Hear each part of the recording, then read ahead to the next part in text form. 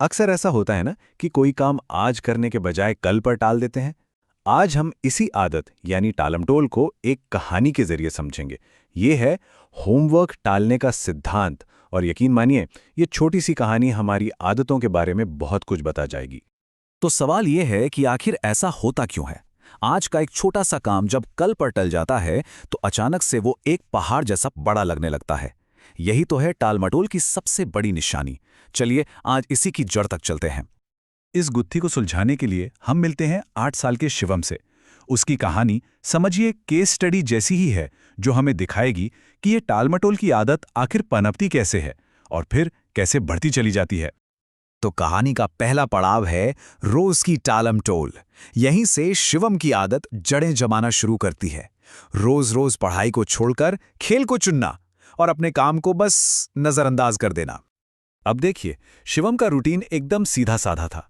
खेलने और घूमने का शौकीन, और स्कूल का होमवर्क वो तो हमेशा नज़रअंदाज ही रहता था। और उसका सबसे पक्का बहाना क्या था? अरे स्कूल का होमवर्क कल कर लूंगा। सुनने में कितना आसान लगता है ना, पर यही वो तरकीब थी जो खतरनाक रूप से काम कर रही थी। पर यह कल कल का खेल भला कब तक चल सकता था? फिर आया एक दिन, एक डेडलाइन जिसने सब कुछ पलट कर रख दिया। एक ऐसी चीज जिसे वो टाल ही नहीं सकता था। और वो डेडलाइन क्या थी? टीचर का क्लास में ये ऐलान कि कल इंग्लिश, हिंदी और मैथ्स तीनों की कॉपियां चेक होंगी। बस यहीं से शिवम की कहानी का असली ड्रामा शुरू होता है। टीचर के ऐलान के बाद शिवम फंस जाता है बहानों के एक चक्र में। और यहीं हम देखेंगे कि कैसे एक छोटी सी टालने की आदत एक बहुत बड़ी मुसीबत बन जाती है। तो शिवम ने क्या किया? उसने समस्या से भागने का रास्ता चुना। पहले दिन तो वो स्कूल ही नहीं गया। दूसरे दिन पेट में जोर का दर्द है वाला बहाना चल गया। टीचर भी सारी कॉपियां चेक नहीं कर पाई। तीसरे दिन फिर एक बहाना, और टीचर ने फिर चेकिंग टाल दी। लेकिन यहां एक बात गौर करने वाली है, हर बहाने के साथ काम का बोझ घट नहीं रहा था, बल्कि और बढ़ रहा था। वो प्रॉब्लम सॉल्व नहीं कर रहा था, वो प्रॉब्लम को और बढ़ा कर रहा था। पूरे 3 दिन तक शिवम को लगा कि वो बहुत चालाकी से प्रॉब्लम से बच रहा है, पर असल में वो उसे और भी बड़ा बना रहा था। और अब कहानी उस मोड़ पर आ जाती है जहां सामना करना ही पड़ता है। एक ऐसा मोड़ जिसे टाला नहीं जा सकता। शिवम की सारी तरकीबें अब फेल होने वाली थीं और उसे हकीकत का सामना करना ही था।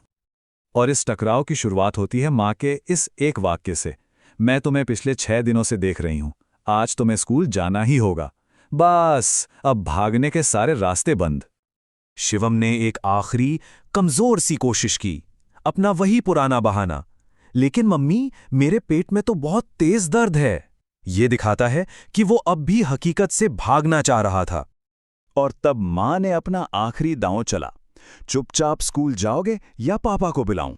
और बस ये सुनते ही बहानों का चक्र टूट गया। पापा के डर के आगे शिवम के पास स्कूल जाने के सिवा कोई रास्ता नहीं था। टालमटोल का खेल खत्म। तो अब वक्त था कीमत चुकाने का। चलिए देखते हैं कि इस टालमटोल का अंजाम आखिर हुआ क्या।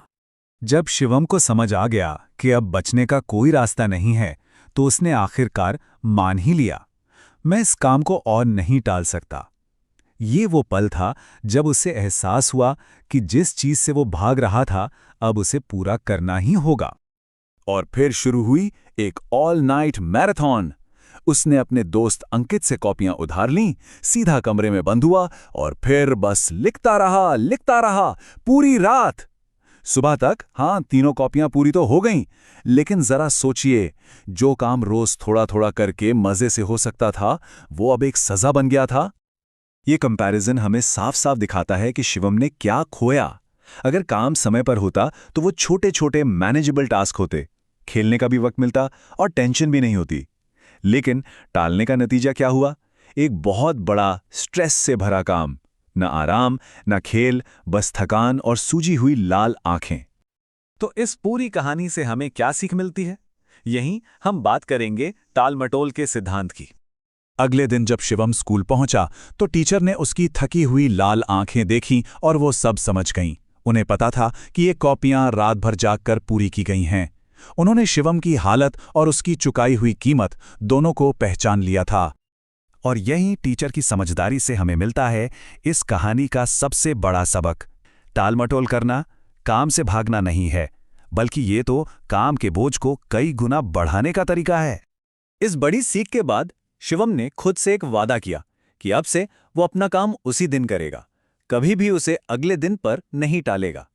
ये उसकी कहानी का वो मोड़ है जहां वो सच में बदल जाता है। उसने अपनी गलती से एक बहुत जरूरी सबक सीखा था। तो शिवम की कहानी तो यहाँ खत्म होती है, लेकिन वो हमारे लिए एक सवाल छोड़ जाती है। शिवम का तो सिर्फ स्कूल का होमवर्क था, पर सोचने वाली बात यह है कि हम सब अपनी अपनी जिंदगी में ऐसा कौन सा होमवर्क है जिसे आज भी कल पर टाल रहे हैं।